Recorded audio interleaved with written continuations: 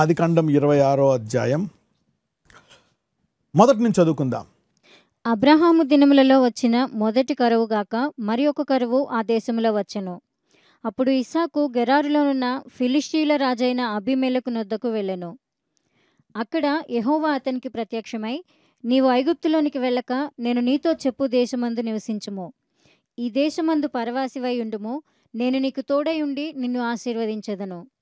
ఏలయనగా నీకును నీ సంతానమునకును ఈ దేశములన్నీ ఇచ్చి నీ తండ్రి అయిన అబ్రహాముతో నేను చేసిన ప్రమాణము నెరవేర్చి ఆకాశ నక్షత్రముల వలె నీ సంతానమును విస్తరింపజేసి ఈ దేశములన్నీ నీ సంతానమునకు ఇచ్చెదను.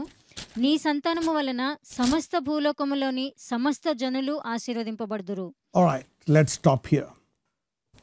అబ్రహాము దినములలో వచ్చిన మొదటి కరువు కాక మరి ఒక కరువు ఆ దేశంలో వచ్చెను. అప్పుడు ఇస్సాకు గెరారులో ఉన్న ఫిలిష్తీయుల రాజు అయిన అబీమెలెకు నొద్దకు వెళ్ళాను. సో అబ్రహాము కాలంలో మనము ఒకటి మరి కరువు చూసాం. అంటే ఇది రిపీట్ అవ్వాలా జరగాల అనే రూల్ లేదు, కానీ దేవుడు ఒక్కొక్కసారి ఎలా మనుషుల జీవితంలో ఆశీర్వాదం పనిచేస్తుంది, how a blessing will work, ఆశీర్వాదం ఎలా పనిచేస్తుంది. సాధారణంగా అన్నీ బాగుంటేనే ఆశీర్వాదం పడతాం, ఏమీ లేకపోతే కష్టం అనే టైప్లో మనం ఉంటాం. బట్ అబ్రహాము దినముల్లో ఇక్కడ దేవుడు జ్ఞాపకం చేస్తున్నాడు వాక్యంలో. అబ్రహాము దినములలో వచ్చిన మొదటి కరువు కాక, అబ్రహాము దినాల్లో మనం చూస్తే వచ్చిన కరువు, అతను ఎంతో కొంత ఆస్తితో ఇంటి నుంచి వస్తాడు. తన తండ్రి ఇంటి నుంచి కొంత ఆస్తి తీసుకొని బయలుదేరి వచ్చిన తర్వాత చాలే దీంతో మనం బతికేయచ్చు జీవితాంతం అని చెప్పి కొన్ని గొర్రెలు, గొడ్లు, ఒంట్లు, ఓకే, సో ఇలాంటివన్నీ తెచ్చుకొని ఉంటాడు. సో అందరూ మనం వీటిని జాగ్రత్తగా చూసుకోవాలా, వాటితోటే మనం పోషింపబడతాం, ఇదే మన ఆధారం అనుకున్నప్పుడు మరి కరువు వచ్చినప్పుడు సమస్తము కోల్పోయాడు. తను తెచ్చుకుంది కోల్పోయి మరి ఐగుప్తుకి వెళ్ళిపోతాడు. సో అక్కడ దేవుడు మళ్ళీ అబ్రహాముని ఆశీర్వదించడం మనం చూస్తాం. అదే ఇక్కడ ఒక సమస్య కాకుండా మళ్ళీ అబ్రహాం ఇంకో సమస్య వస్తుంది. అక్కడ ఆ ప్రజలు మరి దేవుని ఎరిగిన వారా కాదా అనే ఒక భయం పట్టుకొని ఒక అబద్ధం ఆడడం వల్ల మరి భార్య కూడా వెళ్ళిపోతుంది. మరి ఈ రెండు కష్టాల్లోంచి అబ్రహాముకి ఆశీర్వాదం రావడం చూసాం. You see that how a blessing comes out of problems or a sequence of problems.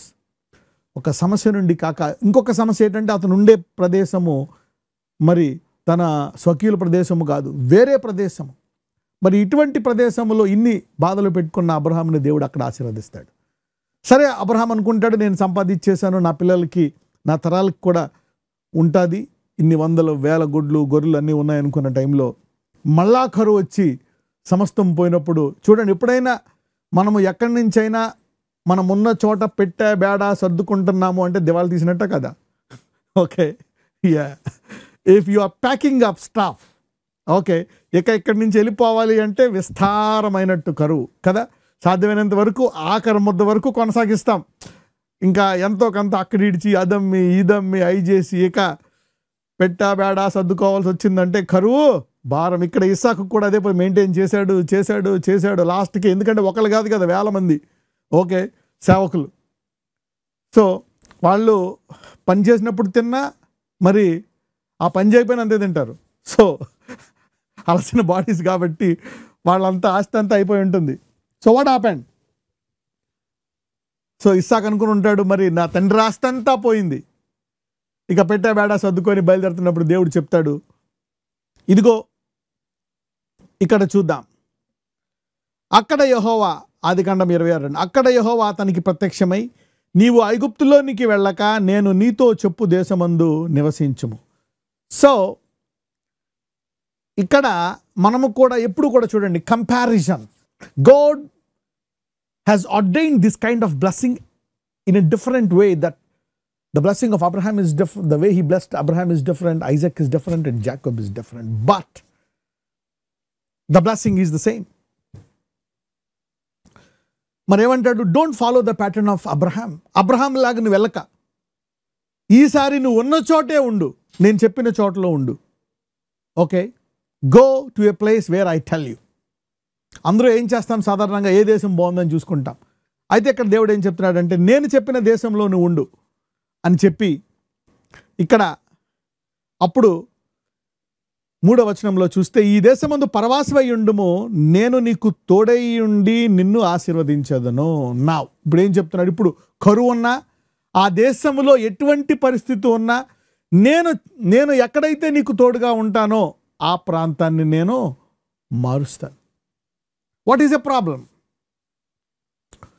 What is a problem? సమస్య అంటే ఏంటి? మనకి అనుకూలంగా లేనటువంటిది సమస్య. The thing that is not comfortable to us is called a problem. అయితే దేవుడు ఏమంటున్నాడు? Then what is God telling? What is God telling? Look, no matter how uncomfortable the situation is outside or inside, I am almighty. అబ్రహాంతో అదే అంటాడు. ఇక వృద్ధాప్యం అయిపోయిందా, ఎటువంటి పరిస్థితిలో ఉన్నా సరే నేను ఆ పరిస్థితిలో, ఆ సమయంలో, ఆ ప్రాంతంలో నేను నీకు తోడై ఉంటే ఆ యొక్క వాతావరణాన్ని ఆశీర్వాదకరంగా మార్చగలను. ఆ ఇంటినేంటి, ఆ ఉద్యోగాన్ని ఏంటి, ఆ దేహాన్ని ఏంటి, ఆ ఊరునేంటి, ఆ ప్రాంతాన్ని ఏంటి, I can shift that in to a blessing. మనం సాధారణంగా కంపారిజన్ చేసుకుంటాం. అందరూ కూడా చదువు మీద పడతారు. చూస్తారు, మా అక్క చదువుకుంది, అన్న చదువుకున్నాడు, మా బంధువులు చదువుకు, ఇరుగు వరకు అందరూ చదువుకున్నారు, అందరూ అమెరికా వెళ్ళారు, ఆస్ట్రేలియా వెళ్ళారు, లండన్ పోయారు. సో నేను కూడా నా పిల్లల్ని చదివించి, చదివితేనే రెక్కాడితేనే డొక్కాడుతుంది అని పాలసీలో ఉండి అప్పు చేసైనా చదివిస్తారు. ఆ చదివిన తర్వాత ఒక ఉద్యోగానికి 1,00,000 మంది అప్లై చేస్తారు. ఓకే, చూడండి, ఫాలోయింగ్ ద ప్యాటర్న్ ఈ సిస్టమ్ ఉంటుంది. అందుకనే విశ్వాసం అనేది ప్యాటర్న్ని బ్రేక్ చేయాలి. Faith has to break the patterns. Faith has to break the patterns. మరి యెహోవా నా కాపరి, నాకు లేమి కలగదనేది ఏమైందో? ఓకే, యెహోవా ఆశీర్వాదము ఎప్పుడు ఐశ్వర్యం ఇస్తుంది. సో ఆయన తోడుగా ఉంటే ఎలాంటి భూమి అయినా, ఎలాంటి వాతావరణమైనా ఆశీర్వాదంగా మారుతుంది. సాధారణంగా మీరు చూస్తే అందరూ మనల్ని అబ్జర్వ్ చేస్తారు. పీపుల్ విల్ బి అబ్జర్వింగ్ అస్. వీళ్ళ జీవితంలో దేవుడు ఏం చేస్తున్నాడు దాని ప్రకారము మీకు తెలీదు. కొన్ని వందల వేల మంది మిమ్మల్ని గమనిస్తూ ఉంటారు. మీరేమో ఎవరిని పట్టించుకోకపోవచ్చు, కరెక్టే, but people are watching you. They are watching your behaviour, your lifestyle, your blessing and everything. They are watching and watching and watching. మీకు తెలియకుండానే మీరు చాలామందిని రక్షిస్తారు. మీకు తెలియకుండానే మీరు చాలామందికి ఆశీర్వాదంగా మారుతారు. ఎందుకంటే ఈ భూమి మీద ప్రతి ఒక్కళ్ళు కూడా ఏం ఎరగనట్టు ఉంటారు. కానీ మీరు అడగండి, అక్కడ ఆ వ్యక్తి ఇంటికి వచ్చి వెళ్ళిపోతున్నాడు, అడగండి, మొత్తం కాలనీ అంతా చెప్తాడు. So people are observing. ఇక్కడ కాకపోతే ఆఫీస్లో కాకపోతే బస్సులో అయినా they are observing somewhere some people. వాళ్ళని ఫాలో అవుతారు, అట్లీస్ట్ రిలేటివ్స్. అయితే ఇక్కడ ఫెయిత్ చూడండి, ఇక్కడ నువ్వు ఎక్కడే ఉండు అని చెప్తాడు. చూద్దాం ఇక్కడ 4వ వచనం. ఎలా అనగా నీకును నీ సంతానమునకును ఈ దేశములన్నీ ఇచ్చి నీ తండ్రి యొక్క అబ్రహాముతో నేను చేసిన ప్రమాణమును నెరవేర్చి ఆకాశ నక్షత్రముల వలె నీ సంతానమును విస్తరింపజేసి ఈ దేశములన్నీ నీ సంతానమునకు ఇచ్చేదను. నీ సంతానము వలన సమస్త భూలోకములోని సమస్త జనులు ఆశీర్వదింపబడతారు. చూసారా, I'm giving you keys, very powerful key. ఒకవేళ నీకు వాగ్దానము నెరవేరాలి అనుకోండి, లేదంటే ఇంకో వాగ్దానాలు వెళ్ళిపోతూ ఉంటారు. అలాగా వచ్చింది, బాగుంది, కాసేపు ఆనందపడతారు, ఆహా నాకు వాగ్దానం వచ్చింది అని. కానీ ఆ వాగ్దానము నీ జీవితంలో నెరవేరాలనుకుంటున్నావా? Take the promise.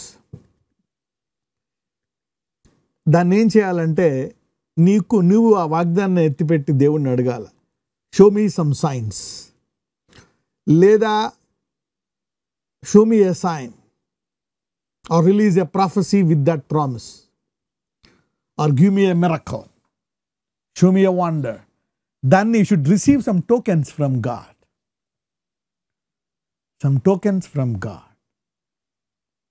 ఇక్కడ ఇస్సాకుకి అబ్రహాం ఆశీర్వాదం నాకు వస్తుంది, నీ పిల్లలకి అని అబ్రహాంకి చెప్పాడు. కానీ ఇక్కడ దేవుడు మళ్ళా ఫ్రెష్గా ఇస్సాక్కి ఇస్తున్నాడు. You see that God orally he's giving to Isaac. This is the key for the promise. యేసు ప్రభు వారికి తెలుసా తెలీదా ఆయన దేవుని కుమారుడని? తెలుసు. పైనుంచి ఏమొచ్చింది? ఒక స్వరము, ఇదిగో ఈయన నా ప్రియ కుమారుడు అని. తర్వాత ఆయన కొండ మీదకి తీసుకెళ్తాడు. కొండ మీదకి తీసుకెళ్ళినప్పుడు అక్కడ ఎవరు ఉంటారు? పేతురు, యోహాను, యాకోబు, ముగ్గురు ఉంటారు.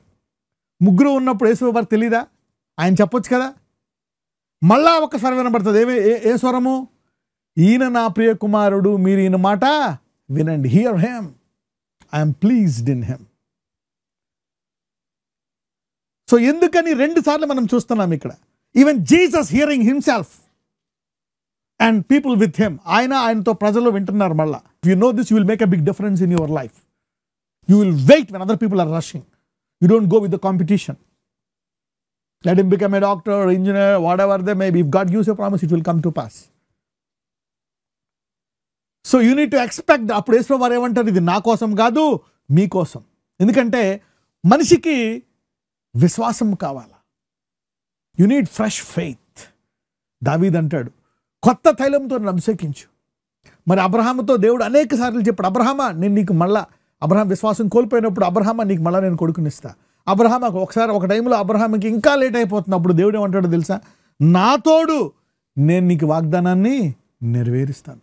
దావీదుతో అయితే ఏమంటాడంటే, నా పరిశుద్ధత తోడు నేను నీ సింహాసనాన్ని స్థిరపరుస్తాను. ఎందుకంటే అతను ఒక పాపంలోకి వెళ్ళిపోయి ఇక నా వాగ్దానం నెరవేరుతుందా లేదా అన్న భయంలోకి వెళ్ళిపోతాడు. So God gives the promise with tokens, with added incentives, with more power. అదే వాగ్దానాన్ని నా మీదొట్టు అంటాడు, నా పరిశుద్ధతో తోడు అంటాడు. So he gives again and again. ఆహాబ్తో ఏమంటాడంటే, రాజుతోటి ఒక నీకు ఇది నమ్మట్లేదు, ఏదైనా ఒక సూచన అడుగు.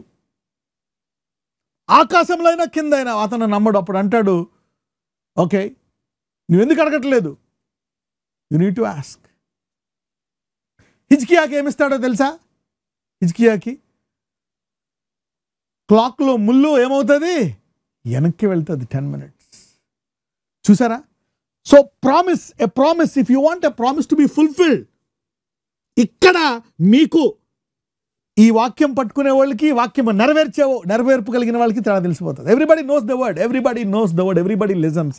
అందరూ వింటారు, అందరికీ నెరవేరాలని ఆశ ఉంటుంది. Everybody knows the word. కానీ ఎలా నెరవేరాలి అనే mysteries you are now listening the mysteries, how it will come to pass.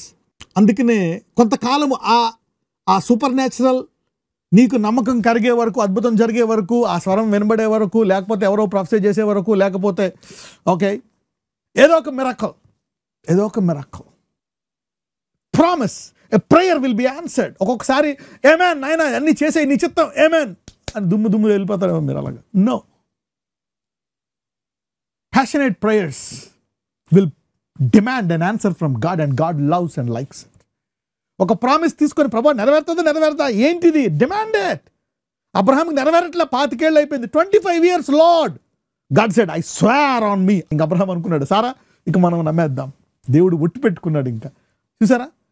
అప్పుడు అబ్రహాం అవిశ్వాసంలో ఉండక విశ్వాసంలోకి వెళ్ళిపోయాడంట. So God talks to his people in a supernatural way. తన 3 శిష్యుల్ని ఆయన ఎన్ని అద్భుతాలు చేశాడంటే వాళ్ళతోటి. He wants to talk, he wants to give you signs, wonders, miracles, prophecies, supernatural stuff. ఎంతమందికి అర్థమవుతుంది? సో ఇక్కడ దేవుడు మళ్ళా ఇస్సాకుతో మాట్లాడుతున్నాడు. Isaac, I will bless you. Why? Fresh oracle voice to Isaac. Let God repeat the promise supernaturally in your life. Today. ఆయన మీ విశ్వాసాన్ని పెంచడానికి he is willing to increase your faith every day. He want to rehearse the promise every day until it fulfills. ఎంతమందికి అర్థం? If you're getting it, you see that these are the big keys. These are the big keys for the promise to be fulfilled. Now let's read verse 5. ఏలయనగా అబ్రహాము నా మాట విని నేను విధించిన దానిని, నా ఆజ్ఞలను, నా కట్టడలను, నా నియమములను గైకొనునని చెప్పాను. ఇస్సాకు గెరారులో నివసించెను. ఆ చోటి మనుషులు అతని భార్యను చూచి ఆమె ఎవరు అని అడిగినప్పుడు అతడు ఆమె నా సహోదరి అని చెప్పెను. ఎందుకనగా రిబ్కా చక్కనిది గనుక ఈ చోటి మనుషులు ఆమె నిమిత్తము నన్ను చంపుదురేమో అనుకొని తన భార్య అని చెప్పుటకు భయపడెను.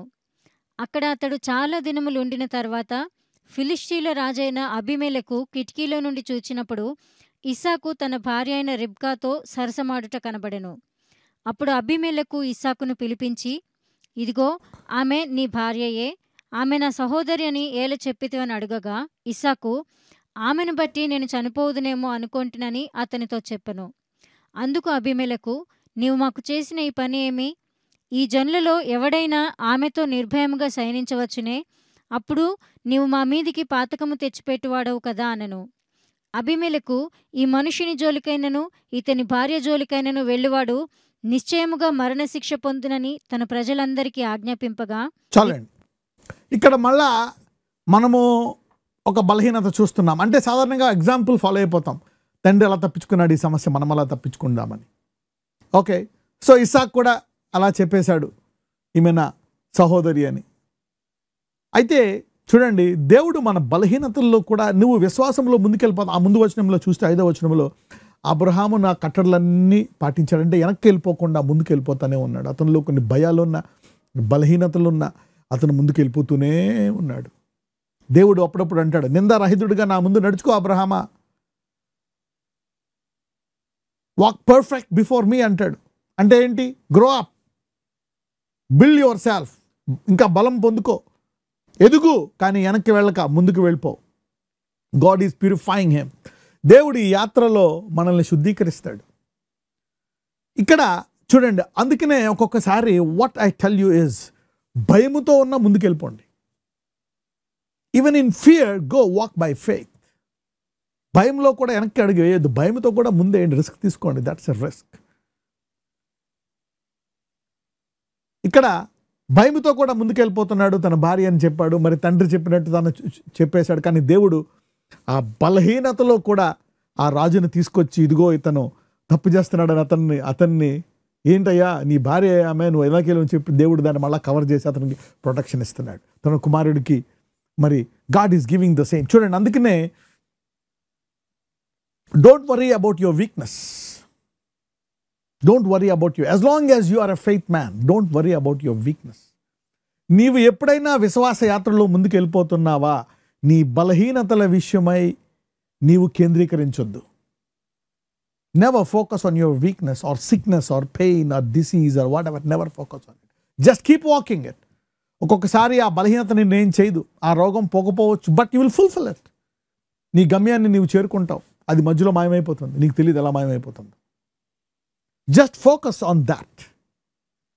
అరే మా నాన్నకి నీ కష్టాలు వచ్చాయి, నేను ఎందుకు నడవాలా? No, don't focus on that. Don't focus on that. Keep going. దేవుడు ఆ బలహీనతల్ని ఎలా హ్యాండిల్ చేయాలి, he knows that you are weak in that area.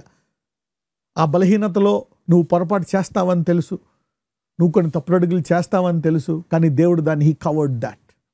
He is covering. ఇక్కడ రాజు యాక్సిడెంటల్గా చూడలేదు, దేవుడే పొద్దున్న అతను తీసుకొచ్చి, చూడు ఇతను భయపడుతున్నాడు, ఆ భయం తీసేయని.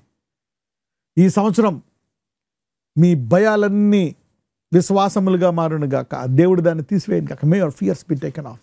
అప్పుడు రాజు అంటాడు, ఇదిగో ఎవరేం చేస్తారు, నేను రాజుని కదా, ఆయన భార్యను ఎవరూ ముట్టుకోవద్దు, ఫ్రీడమ్ ఇచ్చేశాడు. Nobody should touch. So the fear has gone. Somebody's weakness will be transformed into strength this year. మీ భయాలు, బలహీనతలు విశ్వాసముగా, ధైర్యములుగా మారిపోనుగాక, ధైర్యముగా ఉండునుగాక. Lord will transform it as you are going. You will encounter such things. So ఐజాక్ని ఆ భయం తీసేశాడు.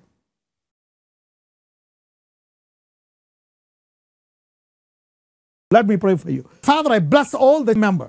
ప్రతి సంఘస్థులను, స్త్రీని, పురుషుణ్ణి, పిల్లలను, పెద్దలను, మధ్య వయస్కులను, వృద్ధులను ఆయా నీ హస్తము వేసి ఆశీర్వదించమని ప్రార్థిస్తున్నాను. ఈ సంవత్సరం ఎన్నడూ చూడనటువంటి గొప్ప సంవత్సరముగా ఈ సంవత్సరం వారిని ఆశీర్వదించండి. ఎన్నడూ చూడని అద్భుతాలు ఈ సంవత్సరంలో చూసే రీతిగా దయచేయండి. ఆర్థికంగా దిగజారిన, అనారోగ్యం ఉన్నా, ఏమున్నా సరే ఇస్సాకును ఎలా ఆశీర్వదించిందో అలాగా నీ మీదే గుర్తించి, నిన్ను కేంద్రీకరించి, నీ ఆశీర్వాదాల రుచి చూసే ఈ సంవత్సరాంతములోగా ఒక్కొక్కరికి అనేక సాక్ష్యాలు వారు వారి పిల్లలకు, తరాలకు చెప్పేట నీ ఆశీర్వాదాలు దయచేయండి. వారి దేహాలను ముట్టి స్వస్థపరచండి, తల నుంచి అరికాల వరకు. ఎవరైనా క్రీస్తు నుండి నూతన సృష్టి, lord give them a fresh anointing, fresh power, fresh blessing.